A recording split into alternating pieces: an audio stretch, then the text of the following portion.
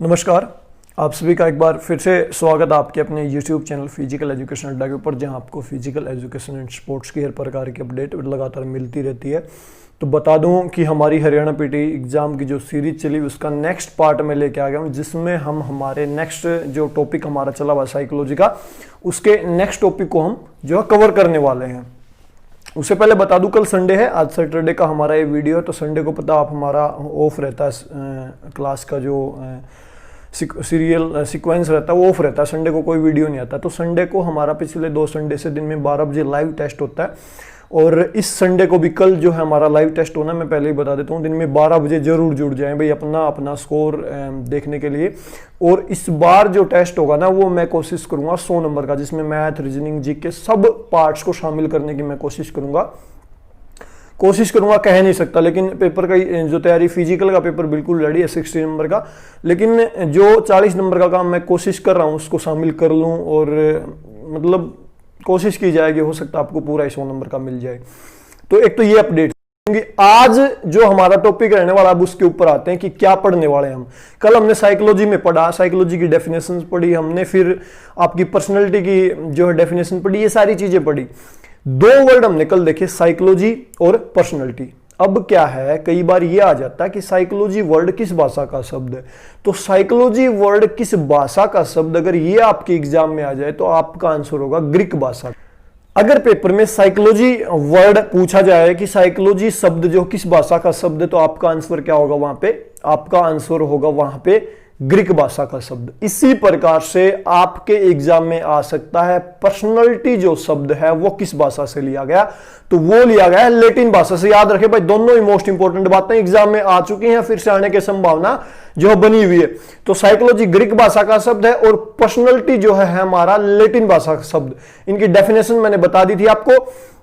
आज हम जिक्र करेंगे खास टॉपिक का, जिसमें हम कवर करने की कोशिश करेंगे तो प्ले थ्योरी, खेल के सिद्धांत। इससे पहले मैं बता चुका हूं, लेकिन आज मैं थोड़ा उनको डिस्क्राइब करूंगा क्योंकि मुश्किल से 8-7 है, लेकिन इंपॉर्टेंट है सारे। मैं थोड़ा उसके साथ बताऊंगा आपको दरअसल है क्या चक्कर। इसके अलावा लर्निंग की थ्योरीज की, व्यक्ति सीखता कैसे है, वो थ्योरीज को हम कवर करने की कोशिश करेंगे कि इससे एक वीडियो में होगी तो ठीक है, नहीं तो 2 वीडियो में इसको कवर कर लेंगे। तो सबसे पहले बात कर लेते हैं प्ले थ्योरी की। साइड में आ रही होगी एक स्क्रीन। तो दरअसल कोई भी चीज होती है ना दुनिया में, उसके पीछे कुछ ना कुछ कारण होते हैं। भाई अब कोई खेल रहा बच्चा, क्यों खेल रहा हो, आप खेलते हो, क्या रीजन है आपको, आपके अंदर से कैसी फीलिंग्स आ रही हैं कि आप खेलने के लिए जा रहे हो, या आप कहीं पे बैठे हो, क्या पर्पज है, आपके दिमाग में किस प्रकार के बातें चल रही हैं वो काम करने से पहले, वो सारी चीज।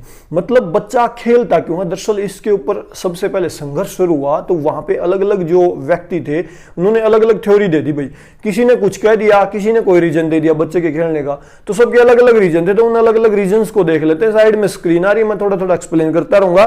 पहला ही जो एक थ्योरी आ रही है, अतिरिक्त शक्ति की धारणा, ये किसने दी थी, इंग्लिश में इसको बोल सकते हो आप थ्योरी ऑफ सरप्लस एनर्जी, और दी किसने है, हर्बर्ट स्पेंसर एंड सिलर ने। इन 2 व्यक्तियों ने थ्योरी दी। इन्होंने कहा भाई अतिरिक्त शक्ति की धारणा, बोला बच्चा जो होता है ना उसके अंदर एक्स्ट्रा एनर्जी होती है, और उसको एनर्जी खर्च करने के लिए कहीं ना कहीं जगह चाहिए, इसलिए वो खेलता है। इनका सीधा सा रीजन ये था, भाई हमारे अंदर एक्स्ट्रा एनर्जी रहती है, हम जो काम करते रहते दिन भर, उसके बाद भी कुछ ना कुछ एनर्जी हमारे अंदर बच जाती है, तो बोले भाई तभी बच्चा खेलता है। लेकिन ये थ्योरी जो है सिद्ध नहीं हो पाई। क्यों नहीं हो पाई, क्योंकि कई बार आप देखते हो हम थक जाते हैं, लेकिन खेलने के लिए जब जाते हैं तो वहां पे फ्रेश महसूस करते हैं, तो ये थ्योरी वहां पे सच्ची नहीं हुई। लेकिन हमें एग्जाम में इतना याद रखना कि अतिरिक्त शक्ति की धारणा का सिद्धांत किसने दिया, आपका हर्बर्ट स्पेंसर एंड सिलर। ठीक है, तो इनकी यही था, इनका मतलब भी भाई सारा दिन काम करने के बाद कुछ एनर्जी बच जाती है, एक्स्ट्रा एनर्जी उसको यूज करना। ठीक है, इनकी थ्योरी ये थी। इसके बाद नेक्स्ट है भविष्यदर्शी धारणा, एंटिसिपेटरी थ्योरी। ये किसकी थी, कार्ल ग्रूश की। इनका क्या मानना था, ये कहते थे भाई भविष्यदर्शी में क्या हो है, बोला भाई बच्चा है ना, बचपन में वही एक्टिंग करता है जो उसको भविष्य में बनना हो, इस कारण से हम खेलों में भाग लेते हैं। भविष्य देखता बच्चा, भाई बचपन में आप देखोगे कोई टीचर बनता है, कोई डॉक्टर बन के एक्टिंग करे, कोई पुलिस बन की लड़कियां वो गुड्डे में खेल खेलती रहती, मतलब हम भविष्य की तैयारी कर रहे होते हैं खेल के द्वारा। इनकी थ्योरी इतनी मात्र थी, याद रखें। कार्ल ग्रूश ने कहा भविष्यदर्शी सिद्धांत, बोले भाई एंटिसिपेटरी थ्योरी है ये। हम जो बच्चा जो भविष्य में बनना चाहता है बचपन में उसी की एक्टिंग करता है, लेकिन ऐसा होता नहीं है। आपने देखा होगा कोई बहुत सारे बच्चे हीरो की एक्टिंग करते हैं, वो हीरो नहीं बन पाते, ठीक है। तो इस थ्योरी में भी ज़्यादा दम जो नज़र नहीं आया। तो इन्होंने जो कहा यही था इनकी थ्योरी में कि भविष्य में जो बनना होता है उसकी एक्टिंग बच्चा बचपन में करता है, इसलिए वो खेलता है। इसके बाद नेक्स्ट जो थ्योरी थी मनोरंजनात्मक धारणा, रिक्रिएशनल थ्योरी। ये किसने दी? आपकी Lord James and GMW Patrick ने। इनका क्या मानना था? बोला भाई जीवन में बोर हो जाते हैं लोग तभी खेलने के लिए जाते हैं। बच्चा पढ़ते पढ़ते बोर हो गया, रिक्रिएशन करने के लिए खेलने जाता है। इनकी थ्योरी में मेरे को भी दम लगता है। कई बार हम जो है डिप्रेशन में होते हैं तो ग्राउंड में जाके फ्रेश फील करते हैं। तो इनका मानना था बोले भाई सारा दिन काम करते करते थक गए, उसके बाद जब ग्राउंड में जाएंगे तो वहाँ पे जो है माइंड फ्रेश होने की जो है संभावना रहती, माइंड फ्रेश वहाँ पे फील करते हैं हम फ्रेशनेस, ठीक है। क्योंकि सारी जो भड़क की बातें होती हैं उनसे पीछे हटके सिर्फ हमारा ध्यान खेलने के ऊपर रहता है, माइंड एक जगह कंसंट्रेट रहता है, तो फ्रेश फील करते हैं। सारी जो परेशानियां उनको एक तरफ रख के खेलने के लिए जाते हैं, ठीक है। तो ये थ्योरी किसने दी? आपकी Lord James and GMW Patrick ने। याद रखें खेल सिद्धांत। इनका ये मानना था कि व्यक्ति इसीलिए खेलता है माइंड को फ्रेश करने के लिए, रिक्रिएशन के लिए। इसके बाद इस जो नेक्स्ट जो थ्योरी है आपकी पुनः अवलोकन की धारणा, रिकैप्चुलेटरी थ्योरी। इनका क्या मतलब था? भाई जो व्यक्ति हमारी पूर्वों की जो पीढ़ियों ने जो उन्होंने जो जीवन जिया, हम उसको दोबारा जीने के लिए जो एक्टिविटी करते हैं ना, वही खेल है, ठीक है। भाई जैसे प्रारंभ में क्या है, हमारे जो पूर्वज थे आदिमानव दौर से, वो बाघ के शिकार करते थे भाला फेंक के, वहीं हम उन चीजों को दोबारा रिपीट करते हैं खेल के द्वारा। इनका ये मानना था। जो पुनः अवलोकन की धारणा, इसका मतलब यही है जो इतिहास में जो चीजें होती थी हमारे जो पूर्वज करते थे उन्हीं को दोबारा रिपीट करते हैं, उन्हीं को करने के लिए करते हैं, ठीक है। इनका ये मानना था और कुछ खास बात इसमें नहीं है। इसके बाद है नेक्स्ट जो थ्योरी दी आपकी, वो दी मनोविश्लेषण की धारणा। ये किसने दी? आपकी सिगमंड फ्रायड ने, साइको एनालिटिक थ्योरी। इनका क्या मानना था? प्ले थ्योरीज में इनका इतना भर मानना था कि बोला बहुत सारी भावनाएं जो दबी रह जाती हैं सामाजिक जीवन में, और व्यक्ति ग्राउंड में जाके उनको निकालता है। वहां पे जाके वो अपने भावनाओं को एक्सप्रेस कर सकता है, चिल्ला सकता है जोर से, किसी पे गुस्सा कर सकता है, या खेल के दौरान गाली गलौज, मतलब हर तरह की भावना निकालने की कोशिश करते हैं। क्योंकि सामाजिक ताने बाने में, पारिवारिक जीवन में अपनी भावनाओं को निकाल नहीं पाते, वहां जाके फ्री हो जाते हैं और दबी हुई भावनाओं को दिखा सकते हैं, निकाल सकते हैं, अपनी भड़ास निकाल सकते हैं। तो ये इनकी थ्योरी थी। इसके बाद नेक्स्ट जो थ्योरी थी वो थी आपकी विरेचन की धारणा। विरेचन की धारणा क्या है? जो नेक्स्ट जो है विरेचन की धारणा, भाई रेचन का सीधा सा मतलब होता है शोधन, मतलब शुद्ध होना। तो इनका क्या मानना था? अरस्तु ने आपकी दी ये थ्योरी। तो इनका मानना था बोले भाई बहुत सारी चीजें जो है ना, ग्राउंड में जब खेलने के लिए जाते हैं तो बहुत सारे सुधार होते हैं व्यक्ति में, जैसे गुस्से पे कंट्रोल करना, इमोशंस के मामले में स्ट्रोंग होना, ठीक है। इनका ये मानना था कि हम इसीलिए खेलते हैं ताकि अपने आप को स्ट्रोंग कर सके। नेक्स्ट जो थी थ्योरी है सोशल थ्योरी, ये भी अरस्तु की है। ये भाई आपस में जो है सामाजिक व्यवहार के लिए अत्यंत महत्वपूर्ण, आपस में समाज में एक दूसरे के साथ जुड़ने के लिए खेलते हैं लोग ताकि एक दूसरे के साथ जुड़ पाए। सोशल थ्योरी इतनी थी। इसके बाद जो लास्ट जो थ्योरी है play is a life theory, जो खेल की जीवन धारणा, ये किसने दी? ये दी थी आपकी जॉन डीवी ने। इनका क्या मानना था? भाई खेल जो है ना जीवन का केंद्र है और ये हमारी मूल प्रवृत्तियों से जुड़ा है और हम अपने आप को खेलने से नहीं रोक सकते। खेलने से जो हमें सेटिस्फेक्शन मिलता है वो और किसी काम में नहीं मिलता। हमारी मूल प्रवृत्तियों के अंदर जो है खेलना है। बच्चे को आप कितना ही रोक लो, खेलने से नहीं रोक सकते। वो उसकी मूल प्रवृत्ति है, जन्मजात प्रवृत्ति है, खेलने की तरफ अपने आप अट्रैक्ट होता है वो, ठीक है। इनका ये मानना था कि दरअसल जीवन का एक इंपॉर्टेंट पार्ट है खेल। तो ये हमारी थी प्ले थ्योरीज। 8 प्ले थ्योरीज हैं, इंपॉर्टेंट है, एग्जाम ओरिएंटेड, एग्जाम में आ सकती हैं। मैंने दोबारा रिपीट करवाई है ये थ्योरी। क्यों करवाई? इसका यही कारण था क्योंकि पीछे मैंने एक्सप्लेन नहीं किया, थोड़ा सा इसको मैंने एक्सप्लेन कर दिया ताकि आप इनको याद रख पाओ। मोस्ट इंपॉर्टेंट है, एग्जाम ओरिएंटेड है। इसके बाद बारी आती है लर्निंग की, जो है सीखने के सिद्धांत कि व्यक्ति सीखता क्यों है। दरअसल आप ये वीडियो देख रहे हो, क्या इस दौरान ये वीडियो देख क्यों रहे हो? कुछ ना कुछ तो कारण होता है। जैसे खेल के कारणों को हमने स्टडी किया, वहां पे 8 जो है थ्योरीज निकल के आई, 8 धारणा बता दी अलग अलग साइकोलॉजिस्ट ने, अलग अलग व्यक्तियों ने कि व्यक्ति खेलता क्यों। इसी प्रकार से सीखने के ऊपर भी बहस चली। तो अलग अलग साइकोलॉजिस्ट ने निकाला निचोड़ के, भाई सीखने के भी अलग अलग कारण देख लिए अपने हिसाब से लोगों ने। तो उन कुछ इंपॉर्टेंट व्यक्तियों का जिक्र करेंगे इस वीडियो में कि वो दरअसल जो जिन्होंने वो निकाले फार्मूलाज की व्यक्ति सीखता क्यों, सीखने के क्या कारण होते हैं, वो देखने वाले हैं। नॉर्मली जो है भाई कोई कुछ सीख रहा है तो उसके पीछे कोई ना कोई कारण होता है, ये तय है। उन कारणों का अध्ययन जो है, ये जो थ्योरीज पढ़ेंगे हम, लर्निंग की थ्योरी, जैसे हमने प्ले थ्योरीज पढ़ा, उनसे पता चलेगा कि व्यक्ति दरअसल सीखता क्यों है। तो नॉर्मली जो है सबसे पहला जिक्र आएगा सीखने की थ्योरी का, तो सबसे पहला जिक्र आता है प्रयास एवं त्रुटि, मतलब ट्रायल एंड एरर। भाई इसके जो प्रवर्तक थे ना, वो थॉर्नडाइक थे। बोला इनका क्या मानना था, मैं बताऊं आपको, ये इंपॉर्टेंट है भाई, थ्योरी मैं करवा रहा हूं, साइकोलॉजी की इंपॉर्टेंट थ्योरीज को भी करवाऊंगा। इनका क्या मानना था कि व्यक्ति सीखता क्यों है, मतलब व्यक्ति सीखता कैसे है, ये मैं बता रहा हूं किस प्रकार से सीखता, उस चीज को हम स्टडी कर रहे हैं, क्यों सीखता उसको नहीं कर रहे, कि दरअसल व्यक्ति सीखता कैसे है, इस बात के ऊपर बहस चल रही है हमारी। तो इनका जो तर्क था थॉर्नडाइक का, इन्होंने कहा कि व्यक्ति जो है प्रयास एवं त्रुटि से सीखता है। प्रयास एवं त्रुटि का क्या मतलब है, इतना भर मतलब है कि व्यक्ति गलती करता है, बार बार प्रयास करता है, फिर गलती करता है, धीरे धीरे जो ना उसके अंदर सुधार होता रहता है, और लास्ट में एक ऐसी स्टेज आती है कि व्यक्ति बिना गलती किए भी उस काम को कर देता है। एक व्यक्ति बार बार प्रयास करेगा, फिर गलतियां करेगा, बार बार प्रयास, गलतियां धीरे धीरे कम होती चली जाएंगी, इनका ये मानना था। ठीक है, इन्होंने एक प्रयोग किया बिल्ली के ऊपर। इन्होंने क्या किया, भूखी बिल्ली को पिंजरे में बंद कर दिया और एक साइड जो है पिंजरे से बाहर रख दिया लजीज खाना, जो बिल्ली को जो अट्रैक्ट कर रहा था। तो भूखी थी बिल्ली, तो पिंजरे में एक ऐसा सिस्टम कर दिया कि बिल्ली का पंजा अगर अंदर किसी स्प्रिंग पे पड़ता तो जो है वो पिंजरा खुल जाए और बिल्ली खाने तक पहुंच जाए। मैं आपको इजी लैंग्वेज में बताऊं तो इन्होंने क्या किया, बिल्ली को बंद कर दिया। शुरुआत में बिल्ली को जब अंदर बंद किया तो खाने को देख के बिल्ली जो है पिंजरे के अंदर उछल कूद करने लगी, कभी कहीं उछल रही, कभी कहीं उछल रही। तो जब वो काफी देर उछलती रही तो अचानक से उसका पैर पड़ गया स्प्रिंग के ऊपर, जिस स्प्रिंग से उसका दरवाजा खुलना था पिंजरे का, और पिंजरा खुल गया और बिल्ली ने बाहर जाके खाना खा लिया। अब नेक्स्ट डे फिर क्या किया थॉर्नडाइक ने, फिर से भूखी बिल्ली को पकड़ा और फिर पिंजरे में बंद कर दिया, बाहर वहीं खाना रख दिया। बिल्ली ने फिर वो खाने को देख के वहीं हरकतें शुरू की। बिल्ली ने पहले दिन जितना समय लिया था ना, लगभग उसके जैसे ही सेम समय लिया और वह उसी प्रकार की उछल कूद शुरू कर दी, लगातार जंप कर रही है, इधर उधर उछली, फिर अचानक से उसका पैर पड़ता और फिर वो बाहर निकल के खाना खाती। इस प्रकार से थॉर्नडाइक का प्रयोग लगातार चलता रहता है।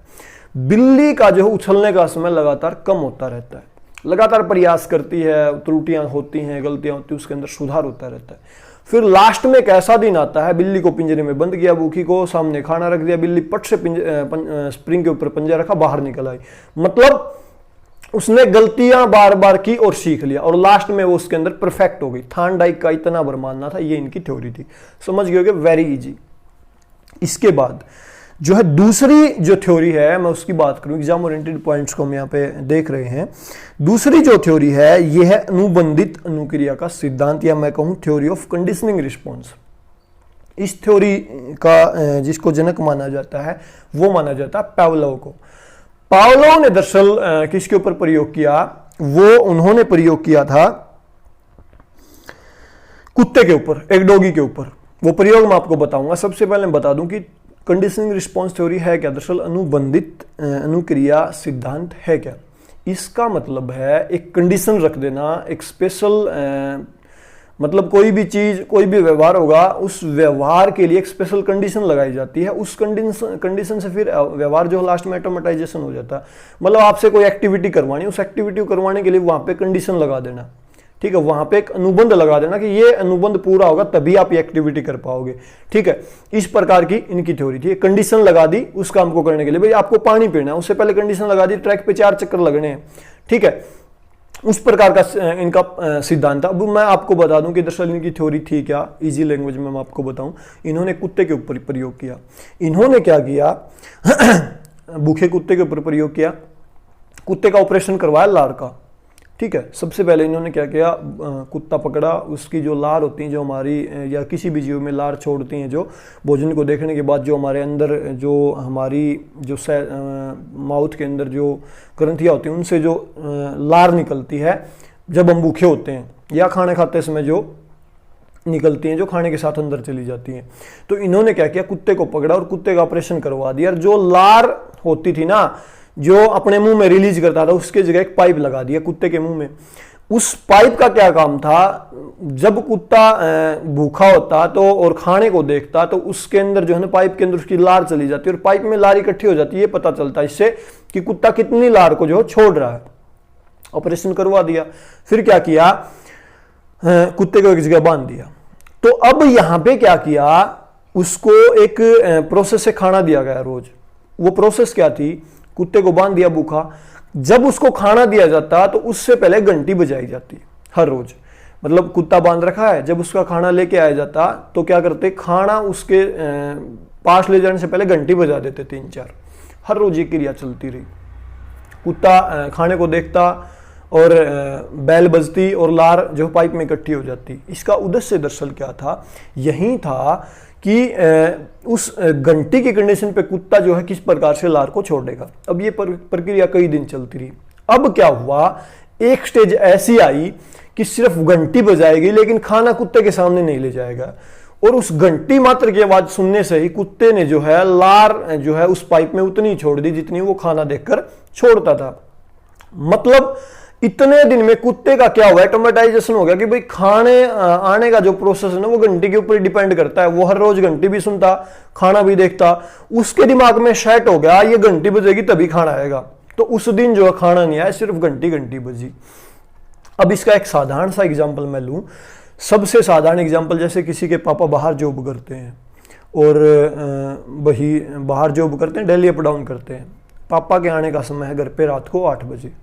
आप नोट कीजिएगा अपने घर पे भी, रात 8 बजे आप हर रोज आते हो, आपका बेटा या बेटी दरवाजा खोलता, आपकी बीवी दरवाजा खोलती है।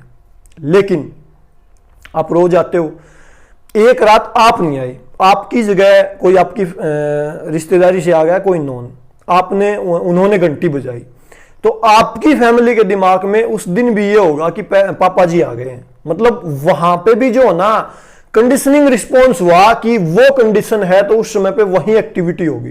ठीक है, बच्चों के दिमाग में ये सेट है कि रात को 8 बजे तो पापा ही आ सकते हैं। ठीक है, मतलब कंडीशन होगी 8 बजे। जब एक प्रक्रिया बार बार दोहराई जा रही है तो वहां पे क्या हुआ, दिमाग की कंडीशनिंग होगी कि रात 8 बजे कोई बैल बजाएगा तो वो पापा ही बजा सकते हैं। तो ये है यहां पे अनुबंधित जो आपकी अनुक्रिया सिद्धांत, मतलब एक कंडीशन के ऊपर स्पेसिफिक रिस्पॉन्स होना। इनका ये मानना था कि व्यक्ति इसी से सीखता है, बार बार रिस्पॉन्स होता है, फिर ऑटोमेटाइजेशन हो जाता है चीजों का। ठीक है, ऑटोमेटाइजेशन काम होगा। तो ये थी इनकी आपकी कंडीशनिंग रिस्पॉन्स थ्योरी। ये किसकी थी, आपकी पावलोव की। इसके बाद हम बात करते हैं जो नेक्स्ट है, नेक्स्ट थ्योरी है भाई अंतर्दृष्टि या सूझ का सिद्धांत, आप इसको बोल सकते हो लर्निंग बाय इनसाइट। इसका जो है किसने इसको बताया, वो व्यक्ति थे आपके कोहलर, वर्दाइमर, कोफका, लेविन। इनका क्या मानना था कि व्यक्ति अपनी आंतरिक सूझबूझ से सीखता है। इनका ये मानना था। इनका प्रयोग क्या था वो भी मैं आपको बताऊंगा। दरअसल इन्होंने जो प्रयोग किया था चिंपैंजी के ऊपर किया था। ठीक है, उस चिंपैंजी का भी हम जिक्र करेंगे। लर्निंग बाय इनसाइट का मतलब इतना मात्र है कि व्यक्ति अपनी आंतरिक सूझबूझ से सीखता है। उसके सामने कोई समस्या आ गई तो वो उसको पूरी तरह से ऑब्जर्व करता है, उसके बाद कोशिश करता है उस समस्या का हल करने की। ठीक है, बोले पहले हम समग्र जो सिचुएशन हमारे सामने, जो हमारे इन्वायरमेंट में जो हम प्रॉब्लम को फेस कर रहे हैं उसको देखते हैं, उसके बाद उसका सॉल्यूशन ढूंढते हैं। इससे पहले हमने 2 थ्योरी देखी। पहले वाले ने दरअसल क्या कहा था कि व्यक्ति लगातार प्रयास करता, गलतियां करता रहता, सीखता। दूसरे ने क्या कहा, बोला कंडीशन होगी, उसके ऊपर हम रिस्पॉन्स करते हैं, लास्ट में ऑटोमेटाइजेशन हो जाता है। इन दोनों का ये मानना था। ठीक है, तीसरा क्या कह रहा है, जो आपका कोहलर, कोफका, वर्दाइमर, कर्ट, लेविन है, उनका मानना है कि व्यक्ति बोला इनसाइट उससे सीखता, अपनी सूझबूझ से सीखता है। इन्होंने क्या उदाहरण दिया, इन्होंने क्या अपनी रिसर्च की, इनकी जो रिसर्च थी एक चिंपैंजी के ऊपर थी। इन्होंने क्या किया, एक चिंपैंजी को पिंजरे में बंद कर दिया और पिंजरे के अंदर बड़ी जो डंडी होती है ना उसके मतलब पाइप के वो रख दिए खोल, जो एक दूसरे के साथ जुड़ के लंबा बन सके। और उस पिंजरे से दूर उन्होंने क्या किया, कुछ जो है केड़े रख दिए। तो चिंपैंजी ने क्या किया, आपको पता है कि चिंपैंजी बहुत समझदार जीव होता है। उसने जो ट्राई किया, पहले एक डंडी को उठाया, उसने देखा डंडी नहीं पहुंची। फिर उसने क्या किया, देखता रहा वो समग्र सिचुएशन को। अचानक से उसके दिमाग में पता नहीं क्या सूझा, वो जो है सारी डंडियों को जोड़ा और उसने जो है उन केड़ों को जो है पिंजरे की तरफ खींच लिया। ठीक है, तो इनका ये मानना था, बोला समग्र सिचुएशन को देखते हैं। तो इनकी थ्योरी इतनी मात्र थी और इसके अंदर कुछ ज्यादा नहीं, मतलब हम पूरे सिचुएशन को देखते हैं और देख के ही सीखते हैं। ठीक है, हालात को देखते हैं और उसके हिसाब से हम जो सीखते हैं। तो ये है लर्निंग थ्योरी, आपके एग्जाम में आ सकती है। कौन सी थ्योरी किसने दी, खास करके ये एग्जाम ओरिएंटेड है। एक आध जो थ्योरी बच गई आपकी, जैसे बीएफ स्किनर की थ्योरी बची हुई है, उसको भी मैं बताऊंगा आपको। जीन पियाजे का सीधा मतलब और भी साइकोलॉजिस्ट बचे हैं, वो भी मैं आपको करवाऊंगा, बेफिक्र रहे आप। तो आज मैंने आपको बता दिया एग्जाम ओरिएंटेड, थोड़ा थोड़ा मैंने इन थ्योरीज के बारे में भी आपको बता दिया। ज़्यादा डीपली हम नहीं घुसेंगे, ज़्यादा डीपली घुसने से हम जो है परेशान हो सकते हैं। तो आज का हमारा साइकोलॉजी का जो वीडियो था ये हमारा इसी से रिलेटेड था कि जो लर्निंग की इंपॉर्टेंट थ्योरीज हैं वो। इसके बाद जो बच गया हमारा ट्रांसफर ऑफ लर्निंग और लर्निंग के जो नियम होते हैं वो बच गए। हमने थ्योरीज को पढ़ लिया, एक आध थ्योरी और बची, वो नेक्स्ट वीडियो में करेंगे, क्योंकि वीडियो ज़्यादा लंबा करेंगे तो आप भी बोर हो जाएंगे। मैं नहीं चाहता आप बोर हो। तो हमारा जो बच गया तो यही है कि कुछ खास जो भी बचा होगा वो देख लेते हैं, धीरे धीरे कर लेंगे उसको भी। ठीक है, तो आपको किसी टॉपिक में कोई समस्या फेस हुई हो, इन जो 2 वीडियो हमने साइकोलॉजी से रिलेटेड किया, तो बता सकते हो।